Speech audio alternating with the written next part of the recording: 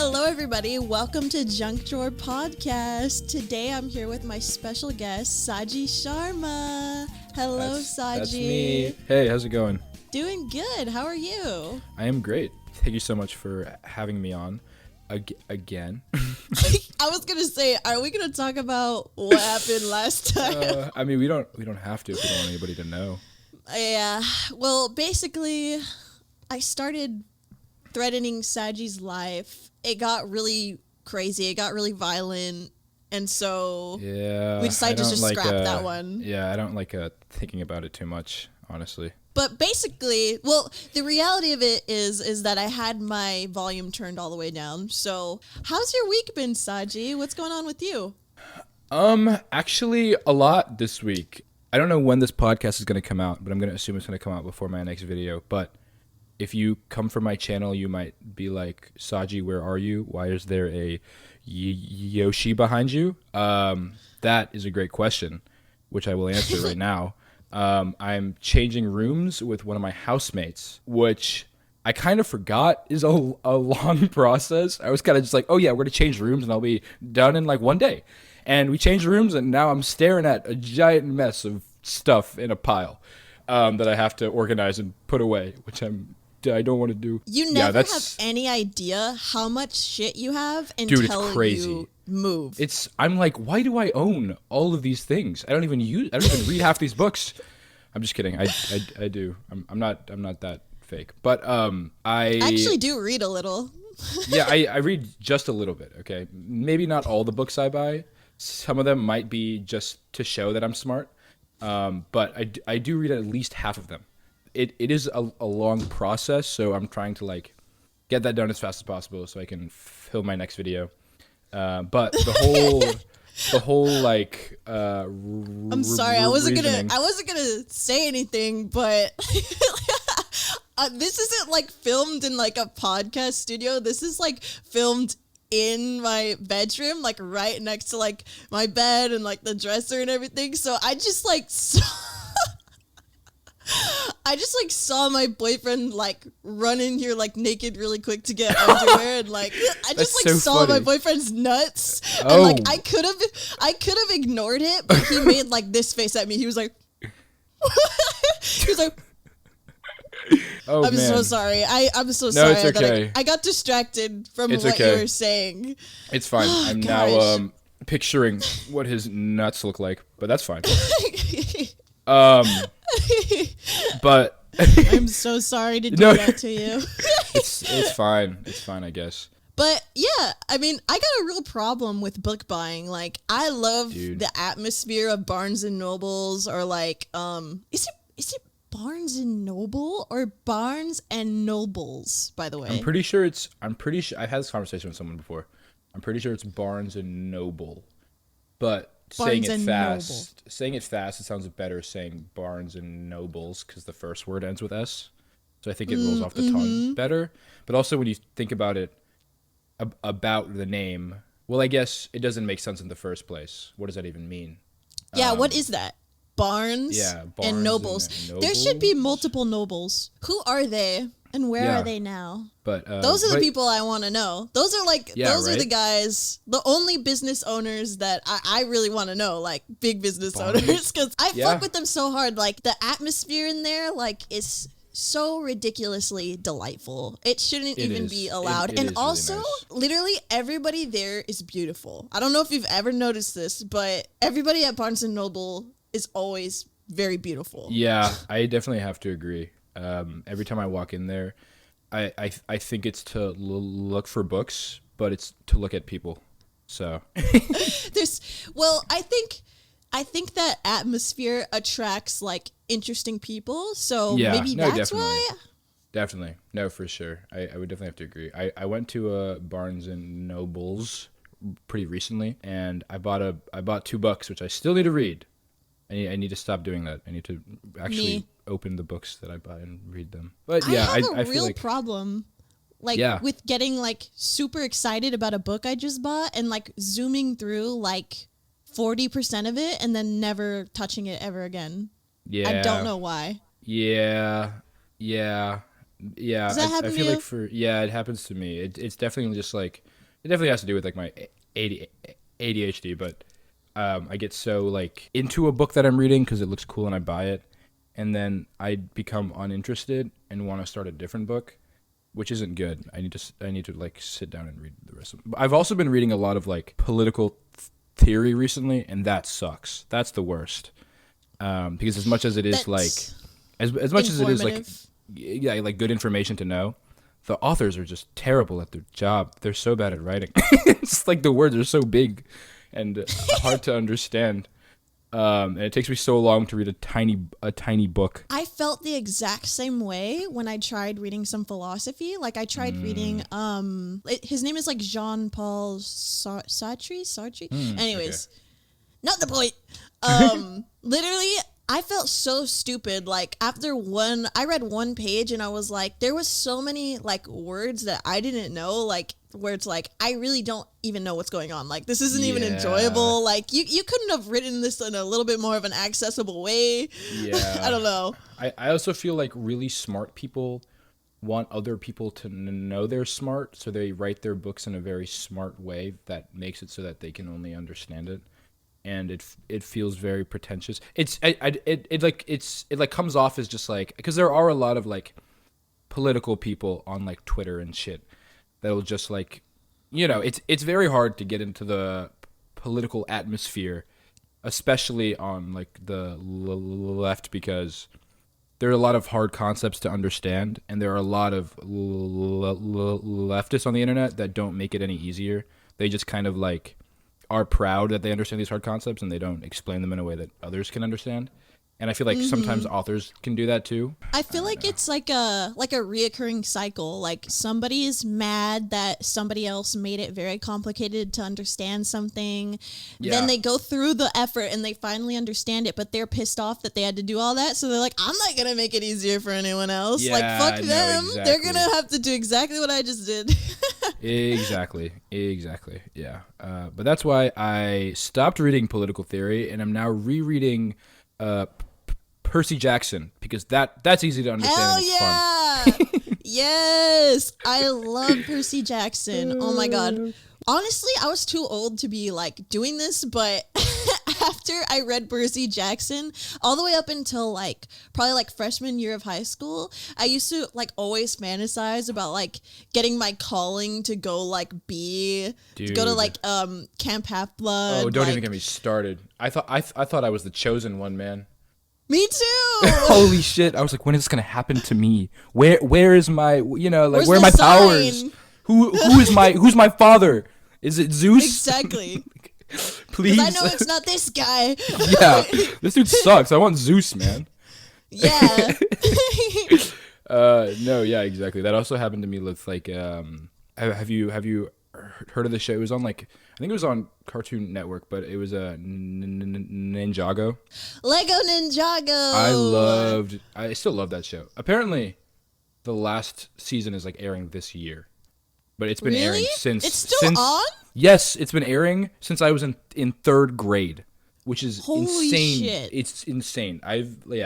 But that show was like, I thought, I thought I was like a ninja, dude. It was crazy. I was doing all these insane like tricks in my backyard. There was like I had one phase where I thought I like found the key to pinjitzu, and that was cool in my head, but I looked really weird doing it, and I shouldn't have done that in public. Um, but like, yeah, I would definitely get way too caught up. Well, I mean, I don't think it's a bad thing when you're a kid, but yeah, it was just fun. That's really wholesome. I I fuck with Lego Ninjago. I haven't seen too much of it. Mostly I've seen like memes about it, honestly. Okay, Like there's okay. like a resurfacing of like Lego and like Bionicle memes. Oh, Bionicle. Oh man. Oh yeah. No, yeah, that's awesome. There's like a surprising amount of lore to Bionicle Dude, too. I was there's a like, lot of what? lore. Yeah, watched a lot of it when I was a kid, but because I was a kid, I don't really remember too much. I would watch like bits and pieces that came on TV. It was like one of those shows for me. But But with Ninjago, I stopped watching that show. I started in like 3rd grade and I stopped watching when I was in like 7th or 8th. So I watched that show for a long time. And it's actually a really good show. Like, actually, it's a very good show. Underrated kid shows. You gotta love it. Well, underrated shows in general. Like, speaking of which, I know you just did a video on Community. Yeah, how did that go? It went very well, I think. I kind of just like, I have been kind of transitioning my content and have been talking about a lot of social commentary-esque stuff. And I was kind of like, I need a break. So I talked about something that I enjoy, and I love Community with my whole heart. It's a great show, and I feel like I don't know, I love like well thought out and well written humor so much, and that show does a great job with its humor. So it's just up there for me for sure. You know, I think a good idea for a video would be the politics of Lego Ninjago. Oh shit! Let me write that down. Actually, that's a good idea. Swear to God, I come up with fire ideas. I don't ever do like half of them because I'm like, I'm not the right person for this. I think Saji's the right person for this. That would be great. I would have to go and watch the rest of the show that I haven't seen, but that's I fun. would not mind doing that. Yeah. Yeah. Like at all. You know what? I might do it after this. Hell yeah, dude. I know we're a little bit off topic from Percy Jackson, but I feel like the reason why those books like really resonated with me is because quite literally everybody at Camp Half-Blood has like mommy or daddy issues. Just inherently so. So that like really clicked with me, and I was like, oh fuck yeah, dude, they totally get me. This is so me. No, that's awesome. Did you read the like I guess it was kind of like a spin-off series. I don't know if it was a spin-off series, but it's the like Heroes of Olympus series that came after the first Percy Jackson series. Where like what were those about? So the Heroes of Olympus series were just like, it added like new characters. It was basically like a sequel to the Percy Jackson series. And it adds, instead of like Greek gods, it added Roman gods as well. So there were kids that were, you know, the children cool. Yeah. And they were able to like, it basically ended up being like an Avengers type thing where they all teamed up, and it was so cool. Those books are like, now I feel like the coolest books that I read as a kid, because they just expanded so much from the Percy Jackson series, and it did a really good job, for sure. So if you're watching and you haven't read them, they're definitely a great read. They are a tad longer than the Percy Jackson series, but they're really good. You know, this is exactly why it freaking kills me that the Percy Jackson movie was so fucking bad. Dude, and they made 2 of them. They had the audacity to make 2. Yeah, it was garbage. My brain is still like processing the first movie, let alone the fact that there's a second one. It's really, they tried, I guess, but I do know that they're working on a show right now, and I have high hopes. I have high hopes for that. I know it better not be Netflix. Rick Riordan is behind all of it, which is great. I think he's if he's not directing, he's producing, which is good. Okay, it's always good to have like the author like having control of their own work. But I feel like that's gonna be. I hope it's good, because like I need this. He's in control. So no, me too. I've been waiting for so long. Like I feel like I have like total Percy Jackson blue balls, because like the first movie sucked, and then I was like, okay, maybe the second one will be better. And it was worse. Shit just kept getting, and like I love Logan Lerman, but like his acting in those movies, I don't know, bro. Yeah, I don't know. I feel like I kind of have a soft spot for him in those films, because although, you know, those films don't do a great job of portraying the books, I feel like out of everything else that was bad in the films, I think he is the one thing that kind of like I enjoyed as a kid. He gave it his all. Yeah, and he also like kind of fits the image of Percy Jackson that I had in my head. Me too. You know, yeah, but although he is like older than he's supposed to be in the books. In the books, he's like fucking 12. There's supposed to be, or no, there's a rumor going around that in the new Percy Jackson show, Logan Lerman is supposed to, he might play Poseidon because he's older now. Let's go. Yeah. Okay, Logan Lerman is an underrated actor because I love Perks of Being a Wallflower. That's a great movie. A Wallflower so much. Like that is such like a quintessential like movie and book in my life for me. So I just can't help but love him. Every time I see him, I'm like, I love that guy. Dude, like he's not his character, but like I'm so attached to that movie that like when I see Logan Lerman, I'm like, Charlie. That's funny. No, he's awesome. He's great. Yeah, he is pretty great. He hasn't like been in that much though since then, which is like I what the fuck? Do feel like, I mean, I also may just be unaware, but I have a feeling that the Percy Jackson sequel kind of may have flushed his career down the toilet just because that film was so bad. But I think so. Because I can't think of anything else. Part of it. I can't think of anything else that's been it at all. Literally, just. But I also just might be completely unaware. I know. I might be oblivious too. Yeah. Kind of interesting because I feel like he should have been one of those people that like was just like a huge actor, but whatever. I was gonna ask you, are you a full-time YouTuber? Yes, I can say that now. Yes, I am. That is amazing. I am a full-time YouTuber. Yeah, it's pretty unreal. There'll be times I'll be like watching Community, and I'll be like, wow, this right now for me is work. Like this is my job. No, yeah, it's pretty crazy. I love that. My favorite part of doing YouTube is like when you're just genuinely like watching something, even if it's dumb, that you are like enjoying. I don't really like trying to like keep up with trends. Like even last night I was like, should I like do a video about like Cole Sprouse's like cringe interview? Yeah. And then I sat down, I took some notes, and I was like, I have zero passion to this project. Yeah. I am not going to be able to finish this. Yeah. No, that shit is just like, I don't know. I definitely, and I do kind of talk about this in my new video. I don't mean to plug my own work, but if you haven't seen it, go watch it. Go ahead. Plug it.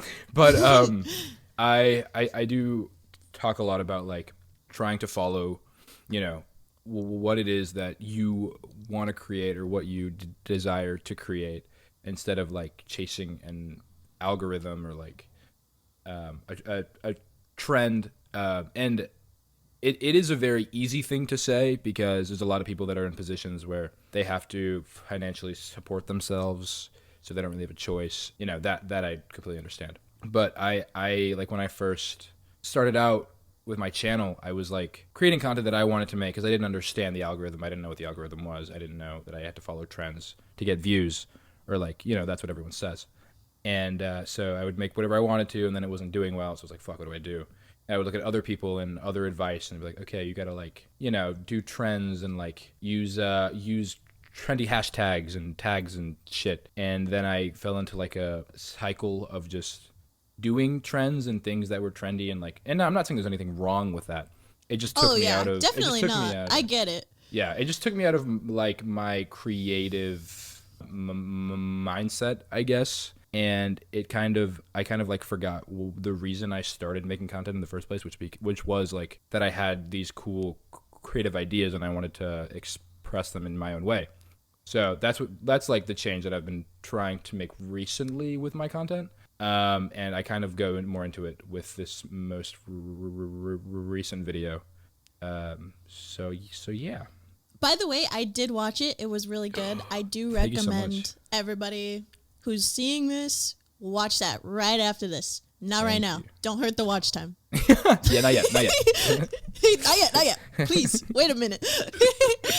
I find that I want to talk about like kind of trendy topics sometimes, but I don't want to like format it into a video, because when I think about like making a video, like I want to like think about like jokes I'm going to put in it. I want to think about like things I'm going to do creatively in it. And I also want it to be timeless. Like I really have like a goal that like you can watch one of my YouTube videos at any point and it's not going to be like, wow, this is super outdated. Hell yeah. So I don't know. I have a hard time trying to do trendy stuff, but I'm kind of using this podcast as like a platform to do that, since I do have thoughts. I do have a lot of thoughts on like everything, but I just don't want to like format it. You know yeah. No, of course. Yeah, that's no, for sure. I feel like this could be a really good like outlet to talk about those things in a way that doesn't put a strain on like your creative capacity. You can just kind of like talk about certain things and like what you think about them. So that's cool. Exactly. Sure. It's nice. It's like doing this podcast, I feel, is kind of like a verbal like diary. It's just like a flow of just like consciousness. So that's dope. I was gonna ask you, because you asked me how my week was, so I was gonna ask you how yours has been. Did anything interesting happen to me this week? I feel like something usually does. Something weird always like happens. Yeah. Something that I'm trying to do more, which is funny that we ended up talking about this, is read. And like 2 years ago, I started reading my year of rest and relaxation, and now I'm trying to finish it. So it's kind of sad. It took me 2 years to finish my year of rest and relaxation. Like, come on, but who knows? I feel like there's always like a halfway point through the year where I'll always get like discouraged, and I'm like, well, 2024 will be my year for sure. Yep, this year's over for me. Year. No, yeah, exactly. Yeah, it's way too easy to like procrastinate big, not like I guess you could call them like big goals that you have, or just things that you want to strive for and things that you want to do. Definitely way too easy to like push that to the side. For sure. Like I saw a meme the other day that was like me after accidentally clicking on an Instagram reel and then like resurfacing to reality 1 hour later. So even something like that, like you don't even know what's happening and like it's been an hour. Exactly. I've been really trying to like stay off of social media recently. I've just been realizing that it's just been like not good for me at all. Yeah, it's really stressful. I feel like I'm kind of like failing at something if I don't like meet like the quota or standard that I have for myself like in my brain. So it's just like I rather like just post like once a month. Like that's what I do. Like I'll just post like once a month and try to make that one post like a good post. But I've been trying to just be like whatever. Like I don't care. It's crazy how much like we're affected by numbers sometimes. I've been trying to do better at just like, because if I like upload a video and it, you know, doesn't do well, I'll be upset for the whole day. And I just like realize I'll just be like, damn, like I shouldn't really be upset. Like this isn't really anything I can control. So for that reason, like, I don't know. So I've just been trying to stay away from my statistics just because, oh man, it's hard. not easy sometimes, man. It's not easy. Whenever I post a video, like the whole first day, I'm like compulsively like checking YouTube Studio. So I get it. And what you just said, actually, I'm going to remember that. I think it's going to help me a lot. Like, because there's only so much you can control. A lot of it is just out of your control. So exactly. And it sucks. It sucks when you get upset at yourself for shit that you can't control. Like it's just the algorithm, like, you know, and like you can't really ever understand the algorithm because it always changes.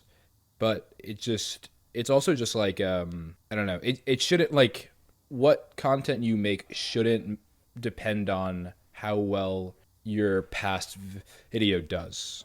You know, I feel like that shouldn't determine what it is you create. It should be like, what do you want to make? Exactly. Like, I felt very proud of the last video that I posted. Like, I thought it came out really good and I thought it was funny. And it straight up died. Let me see, wait.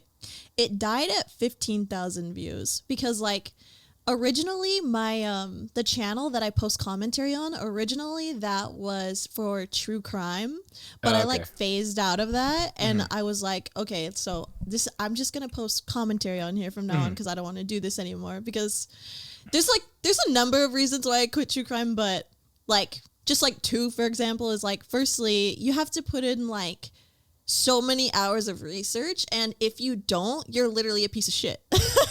Like, you know what I mean? Like, it's people's lives. It's life or death. Yeah. So you can't screw around with that. Yeah. So the stress of that was like, I can't do that. And then there was, you know, that big conversation about, you know, like, is true crime exploitative? And like, I think it is in like a lot of ways. I think there's people that like do it like respectfully, but like, I wasn't ready to take on the responsibility of being like basically a detective. I'm a YouTube detective. Yeah, I did like 48 hours of research on this. Yeah, you know? That's fair. I'm sure you have to do it in a very like particular way that not only is respectful to whoever you're talking about, but is also like, I also feel like I'm sure I haven't seen too many like true crime channels or anything, but I'm sure there are channels where there are people that are like qualified to do what it is they're doing, so I'm sure that like eases the audience in a sense. Oh yeah, there's people that are great, but then there's people that do like true crime mukbangs, so what the fuck, that's such an insane concept. Okay. It's such a crazy dystopian thing. You live it in like, a fucking society, dude. We do be living in a society. In case the viewers forgot that, like, that's just a quick reminder. We do live in a society. Yeah, unfortunately, we do. So yeah, it's been like an interesting journey to like start posting commentary videos on there and like try to grow with that like type of content and that platform. So I feel like it's still having its like journey of like reaching the people it needs to reach. Yeah, that's definitely understandable. I feel like whenever you transition your content, that's going to take time because your audience has to like filter out. So that definitely is never easy. So it's definitely very like, I don't want to say courageous of you because I don't want to like put you down anyway, but it is really cool for sure. Thank you. Yeah, also, yeah. I wouldn't take to offense if you said it was courageous because I feel like, I mean, it's definitely it's risky and like interesting endeavor. It's hard to do, for sure. Yeah. Yeah, for sure. And like part of me wonders if I should have just like kept going with like a completely like blank channel and like seen where like how that could have worked out. But like at this point, you know, I've been doing it for like, I think I've been posting commentary for like on and off for like 8 months. Oh wow. It's been kind of like tough because I'll put out like one video a month and that's like not really enough for the algorithm. Yeah. When you first like I guess it's like when you first it's either when you first start out or when you're like transitioning, the algorithm won't really pick up your stuff unless you are consistent. And exactly. That sucks because you kind of have to like make yourself be creative when you don't want to be or when you're like burnt out or whatever. So that definitely isn't easy. Exactly. Like I want to take a long time to think about all this. I want I don't know. I wish I just had more like time. I don't like the rush of it all. Yeah. But literally last night I'm very proud of myself because I wasn't going to do this type of stuff like in between like bigger projects. Like I know now that like if I want to take a long time on one video, I have to like post stuff in between. So last night I recorded myself doing like a Jubilee video and I was like, I never saw myself like doing that, but like obviously that's like, dude, I can't resist a good Jubilee video. Like I always watch people watch them. Yeah, no, they are good, and it's like, I don't know, it is nice to have the option to like make easy content that is also entertaining. So Exactly. So I don't know. I guess part of me was like afraid of doing something like that because like I like having like creative control over like everything that's gonna happen. So it's hard for me to just like let go and just like watch something yeah, and just that's definitely react to it No, that's with very like no understandable. calculation. So Yeah, that's like the exact opposite of what I'm doing now. I just switch over from like making more reactionary content and just coming up with stuff on the spot, which I did get like pretty good at, to now having to like write everything out. And like that process for me is really hard right now, having to like do research beforehand and like script out my videos. Like it's fun and I love it, but the transition is so hard because they're polar opposites. it's so hard.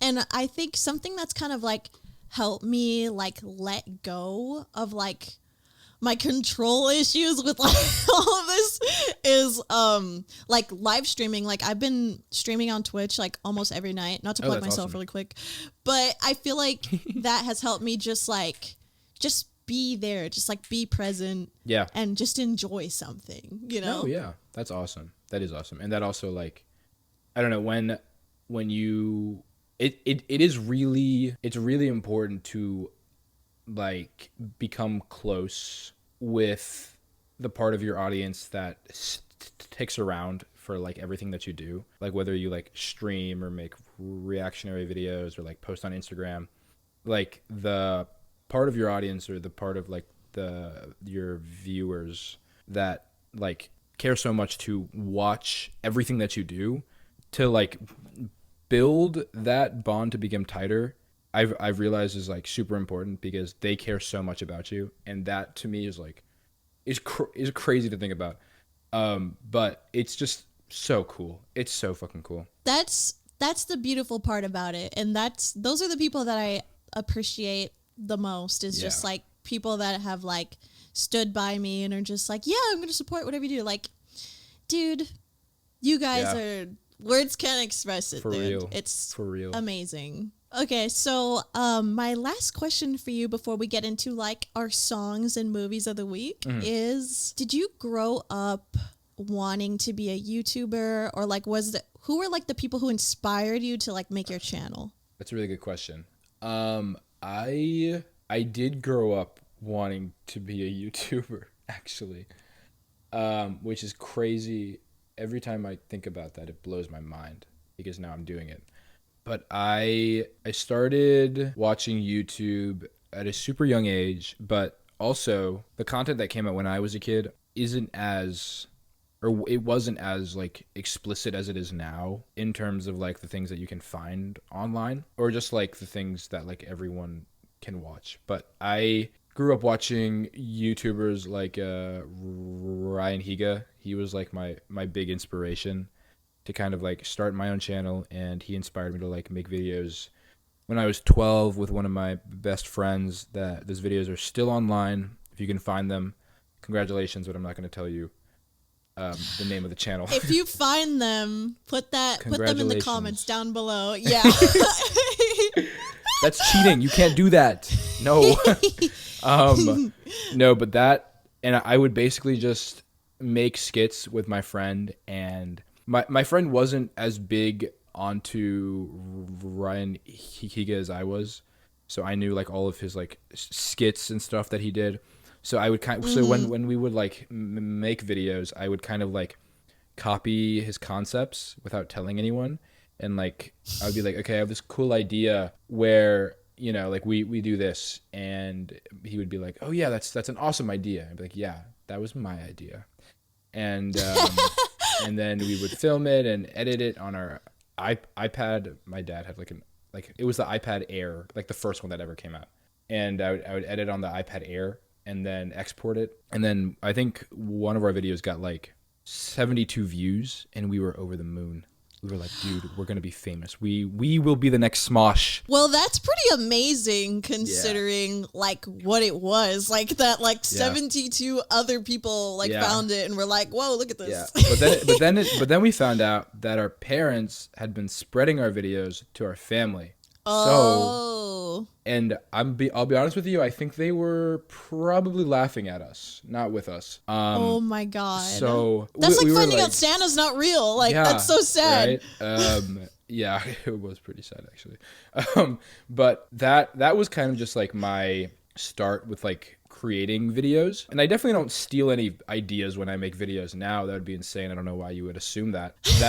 That was just very like I don't know. It was definitely like I do remember thinking like when I was 12 and I would make those videos and I would tell my friend, I would be like, this is something that I could see myself doing like as a job, and he would be like, yeah, for sure, yeah, okay, totally. We were like 12, and yeah, and I was like. And I don't like, know. Fuck my 12-year-old friend for not believing in me when I was 12 years old. Fuck, Rohan. God. It's just, and then that was just kind of like where my drive started. And it's really cool to find something that you enjoy when you're super young, because then you realize you have all this time to work on that passion and get better at it. And that's what I ended up doing. And I like made like Minecraft videos when I was in 8th grade. Those aren't online. Classic. And that was a blast. I low-key want to make more. They were so much fun to make. You should. Maybe. I love Minecraft. And then I did like, I don't know.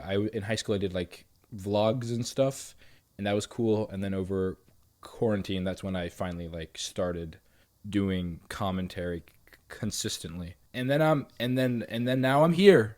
So yeah. Dude, you were like the original version of those channels that like copy everything Mr. Beast does, like down to the thumbnail. That was you with Ryan Higa. It really was. Yeah. I ended up like, he had a skit that was like how to be ninja, and or no, like he did do that skit, but there was another one where he talked about like how to be popular, I think. And then one of the videos we created was 7 steps on how to be popular. Classic Saji, stealing other people's content. Please don't expose me in a video, Nikki. Don't expose me in a video, please. Oh, you're giving me all the content. No. I thought you were my friend.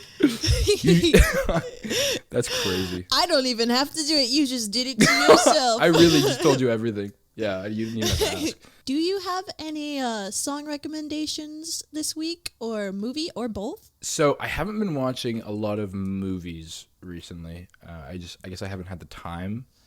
But I will say a movie that I've been meaning to see. I really wanted to see Puss in Boots 2.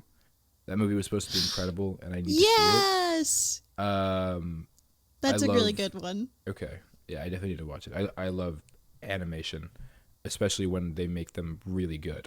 Have you seen Attack on Titan? I've only seen the first season. I have not seen the whole show. That's all you needed to know. Okay, so in Puss in Boots: The Last Wish, there's like this amazing, like stylized, like fight sequence with like Puss in Boots and this like rock monster, and they took inspiration from one of like the famous like fight scenes in Attack on Titan, and it quite literally it's epic like that. Like he's like, no way.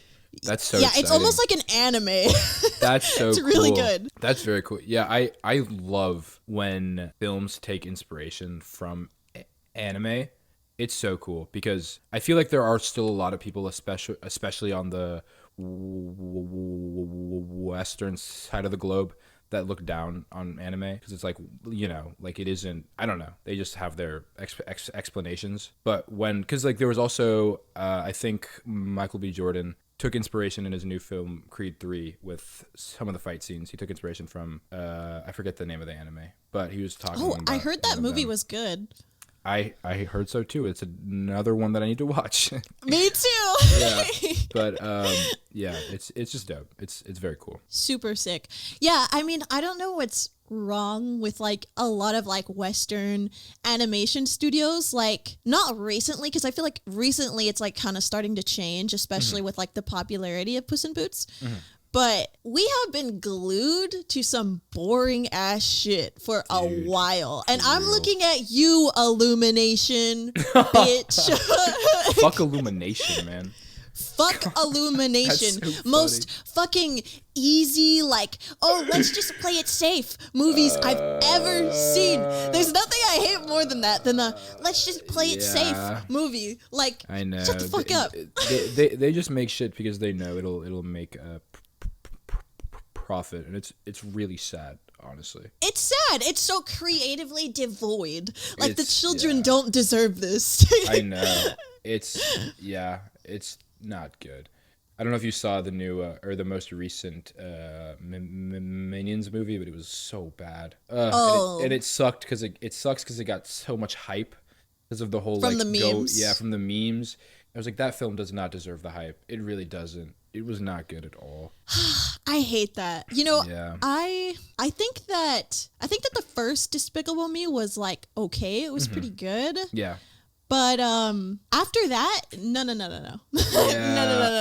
Yeah. Once they found out they can make money off of, the Minions, they just ran with it. And now I hate the Minions. They're so annoying. I'm gonna be a contrarian for a second because don't say it. I don't want to hear it. I'm gonna defend the Minions, okay? You just said you didn't like Illumination. You can't say both of those things. They can't be true at the same time. That's the duality of man. So it's not the Minions' fault. Like, they're not real, Nikki. I know it's not the Minions' fault because they don't exist. Snap back into reality.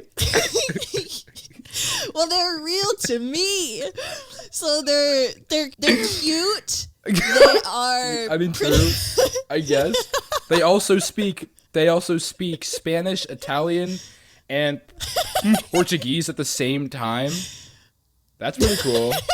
And that's why I love them. They're also like bilingual. Yeah, or something like that. And like I don't know. I just think they're pretty cute, and I think like the Facebook like grandma/mom memification of like the Minions has kind of made me like them more because now they're kind of like in a post-ironic light. Fair. That's fair. Yeah. I guess my comment was more so not like I don't dislike the Minions. I hate that the studio itself wanted to like use them more so to make money and kind of put them at the front of their films rather than like the story and the actual characters. But I don't. Oh, so now you're changing your tune. No, I'm just clarifying what I was saying.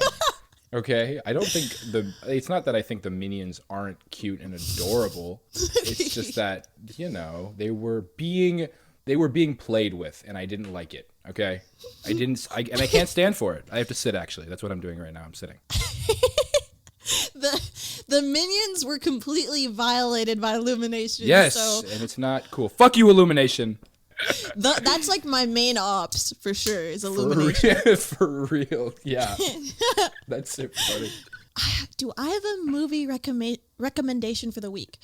That's a little hard because I recommended my most recent movie watch. Okay. Literally like a few days ago when I recorded a different podcast, like a podcast episode, so it's kind of hard. I'm going to go ahead and recommend a movie that I watched and I wrote part of a script for. Okay. And I couldn't really figure out how to make it a good video because I just thought the movie was good and then it turned into like, oh, this movie's just good, which is kind of hard for me to do for some reason. Yeah. So Barbie and the Diamond Castle. I know it sounds crazy, but it's a good movie. Okay. I'll definitely have to check it out. I didn't watch any of the Barbie films when I was a kid. Like this is a movie that you could definitely overanalyze, and I think I'm kind of failing at that. I might have to like take another look at it from a different perspective. It's like about these two girls who live in the woods together in like a cottagecore style, like cute little like prairie looking like house. Yeah. And they sing to each other all day about how much they love each other. They give each other like heart lockets. That's cute. They chase each other around with like a dish rag. It's like very romantic. Like people will deny that it is, but it's very gay. They're also like starving. They're like super poor and like starving, and they sell like flowers. And then they like go on this like journey to like try to save like the art of music. Oh shit. That sounds so lit. I feel like everything you said after one thing, I was even more confused, but then at the end it all made sense. Exactly. So I feel like, I don't know, I'll try to figure it out. It's a good movie though, so I recommend that this week. And then I will also recommend what's been my jam this week. It's Wildflower by Beach House, which is like a song that you can simultaneously like shake your ass to, but also cry to. Do you have a song, Rick? Yes. One of my favorite artists, Yves Tumor, released an album recently. And they're so good. They make like, you haven't heard of them. They make like, how do you even describe? It's like psychedelic, like alt rock. I don't know. It's really cool. I don't think you could put it in a genre. It's very interesting. So I discovered them like a few months ago. I try to like go out on a walk every month, like a long one, and just like find some new artists that I like. And so that was who I found on that walk. And it's very interesting because some of their music is like, it's kind of like ambient and like tranquil. And then it gets very like groovy, and it also like has like this like it reminds me of like Tame Impala. Yeah. No, definitely. So it's very cool. I can see that. Yeah. Well, their new album is really, really good. If I had to pick a song to recommend, I guess it would be the song "Fear Evil Like Fire" is really, really good. The whole album is great if you get a chance to listen to it, but that song is pretty good. I think this is an artist that I definitely would love to see like on tour, just because their music would just be so good live, I think. Oh yeah. Also, they have like a very cool like interesting like style and like vibe to them. Yeah, no, for sure. Definitely. There was like I was like reading their Spotify description, and there was an article that described their kind of like, not their style because they have their own style, but in the sense that like their style is so unique. They were kind of comparing them to Prince in the way that like he was very all out there and like, you know, had his own thing going on. It was just like, it was very that cool. Makes sense. Yeah, because I feel like he's very like non-gender conforming, very like extra, like in a word, very like yes. There's a lot going on. Yeah. No, exactly. Yeah. Very cool. It's nice to see. I mean, I'm sure they're not new, but they're new to me. Okay. So it's nice to see someone new to me that's doing that. Yeah, no, for sure.